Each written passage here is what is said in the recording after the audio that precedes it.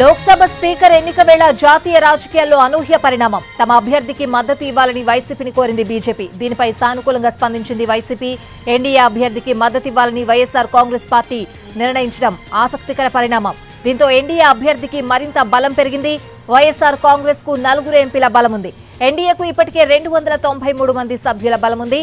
YCP 4 సభ్యుల సపోర్ట్తో NDA బలం 297కు పెరిగినట్లయింది. అటు ఎన్డీఏ ఇటు ఇండియా కూటమిలో లేకుండా తటస్థంగా ఉంది వైసీపీ. ఇప్పుడు అనూహ్యంగా స్పీకర్ ఎన్నిక విషయంలో బయట నుంచి ఎన్డీఏ అభ్యర్థికి సపోర్ట్ ఇవ్వాలని డిసైడ్ అయింది. ఈ పరిణామం జాతీయ రాజకీయాల్లోనే కాకుండా ఆంధ్రప్రదేశ్ రాజకీయాల్లోనూ ఆసక్తికరంగా మారింది.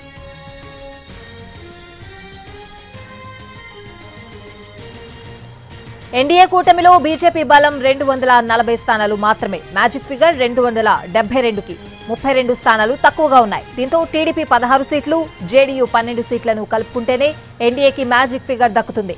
దీంతో ఇండియా ఎత్తుగళ్లు వేస్తూ ఉండడంతో అత్యంత అప్రమత్తంగా వ్యవహరిస్తోంది బీజేపీ. ఎందుకైనా మంచిదని వైసీపీ వంటి తటస్థ పార్టీలను మద్దతడుగుతోంది. స్పీకర్ ఎన్నిక ఏకగ్రీవం చేయాలన్న సాంప్రదాయంలో భాగంగా అన్ని పార్టీల మద్దతు కోరడం ఆనవాయితీ. ఇందులో భాగంగానే వైసీపీని కూడా సపోర్ట్ అడిగింది బీజేపీ. అందుకు సరైనంది వైసీపీ. తన ప్రత్యర్థి అయిన టీడీపీ ఎన్డీఏలో ఉండడంతో వైసీపీ మద్దతు ఎవరికి ఉంటుందన్న సస్పెన్స్ కొనసాగింది. ఈ ఉత్కంఠకు తెరదించింది వైసీపీ. స్పీకర్ ఎన్నిక ఏకగ్రీవంగా ఉండాలన్న ఉద్దేశంతోనే వైసీపీ కూడా ఎన్డీఏ అభ్యర్థికి మద్దతుగా ఉండాలని భావిస్తున్నట్లు తెలుస్తోంది.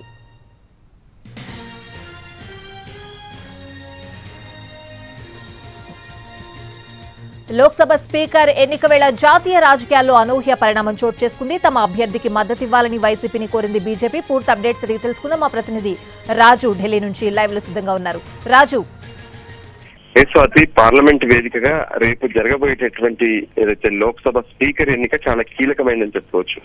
పార్లమెంట్ చరిత్రలోనే ఇప్పటి వరకు లోక్సభ స్పీకర్ కు ఎన్నిక జరగలేదు. అలాంటిది 18వ లోక్సభలో జరుగుతున్నటువంటి ఈ ఎన్నికకు సంబంధించి ఇప్పటికే ఎన్డీఏ కావచ్చు, ఇండియా కూటమి వేరువేరుగా తమ వ్యూహాలకు పదును పెడుతున్నటువంటి పరిస్థితి కనిపిస్తుంది. ఎందుకంటే ఎన్డీఏ కూటమిలో బీజేపీ కాకుండా మొత్తం అన్ని కలిపి కూటమి నేతలతో కూటమిలో ఉన్నటువంటి పార్టీలతో కలిపితే 293 సీట్లు అవుతున్నాయి. దాంతో పాటు ఇండియా కూటమి విషయానికి వస్తే 234 సీట్లు వాళ్ళకు అవుతున్నాయి. సో మిగిలిన ఎవరైతే లోక్సభలో ఉన్నటువంటి ఎవరైతే ఇప్పటి వరకు ఇతర పార్టీల కంటే ఇండియా కూటమిలో లేకుండా ఇండియా కూటమిలోతో పాటు అటు ఎన్డీఏ కూటమిలో కూడా లేనటువంటి వాళ్ళు వైసీపీ, దాంతో పాటు ఎంఐఎం, మరికొంతమంది ఇతరులు కూడా ఉన్నారు. సో అందులో తమతో కలిసి వచ్చే పార్టీలతో ప్రత్యేకంగా సంప్రదింపులు జరుపుతున్నటువంటి పరిస్థితి ఉంది. అందులో భాగంగానే వైసీపీకి ప్రస్తుతం ఆంధ్రప్రదేశ్ నుంచి 4 లోక్సభ స్థానాలు ఉన్నాయి. ఆ 4 లోక్సభ స్థానాల మద్దతు తమకే ఇవ్వాలని చెప్పి ఎన్డీఏ కూటమి సంప్రదింపులు కూడా జరుపుతుంది. దానికి సానుకూలంగా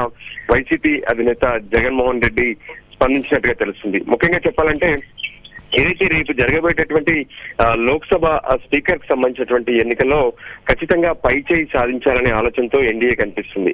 అందులో భాగంగానే ఎవరైతే ఇండియా కూటమికి దూరంగా ఉన్నటువంటి వాళ్ళు ఉన్నారో వాళ్ళతో సంప్రదింపులు జరుపుతున్నారు. మరికొంతమంది ఇండిపెండెంట్లు కూడా ఉన్నారు, కొంతమంది చిన్న చిన్న పార్టీల వాళ్ళు కూడా ఉన్నారు. వాళ్ళతో కూడా ప్రత్యేకంగా సంప్రదింపులు జరుపుతున్నారు. రేపు జరగబోయేటటువంటి ఈ లోక్సభ స్పీకర్ ఎన్నికకు సంబంధించి ఖచ్చితంగా ఎన్డీఏతో పాటు ఎవరైతే ఇతరులు ఉన్నారో 16 నుంచి 17 మంది ఇతర ఏదైతే ఎంపీలుగా ఉన్నారో అందులో వైసీపీ, ఎంఐఎం తో పాటు మరికొన్ని పార్టీలు కూడా ఉన్నాయి. సో వాళ్ళందరినీ కలుపుకొని ఏ విధంగానైతే తమ పార్టీ ఎన్డీఏకు సంబంధించినటువంటి స్పీకర్ ను గెలిపించుకోవడంతో పాటు ఇండియా కూటమికి ఏమాత్రం అవకాశం లేకుండా చేయాలనేదే ఎన్డీఏ కూటమి లక్ష్యంగా కనిపిస్తుంది. సో ఓవరాల్ గా కూడా ఇప్పుడున్నటువంటి పరిస్థితుల్లో ఇండియా కూటమికి అంటే తమకు ఎక్కువ సీట్లు ఉన్నాయనే ఆలోచనతోనే ఈ లోక్సభ స్పీకర్ అంశాన్ని తెరపైకి తీసుకొచ్చినట్టుగా తెలిసింది. వాస్తవానికి ఆనవాయితీ ప్రకారం తమకు డిప్యూటీ స్పీకర్ ఇస్తే లోక్సభ స్పీకర్ కు పూర్తి స్థాయిలో మద్దతు ఇస్తామని చెప్పారు. కానీ డిప్యూటీ స్పీకర్ ఇచ్చేందుకు ఎన్డీఏ సిద్ధంగా లేదు. అందులో భాగంగానే లోక్సభ స్పీకర్ ను ఓం బిర్లాను ఎన్డీఏ నుంచి అనౌన్స్ చేశారు. దాంతో ఇండియా కూటమి సైతం కె సురేష్ ను తమ అభ్యర్థిగా అనౌన్స్ చేసింది. నామినేషన్ కూడా వేశారు. రేపు లోక్సభ స్పీకర్ కి సంబంధించినటువంటి ఎన్నిక పార్లమెంట్ లో జరగబోతుంది. Swathi. Right Raju, thanks for the updates.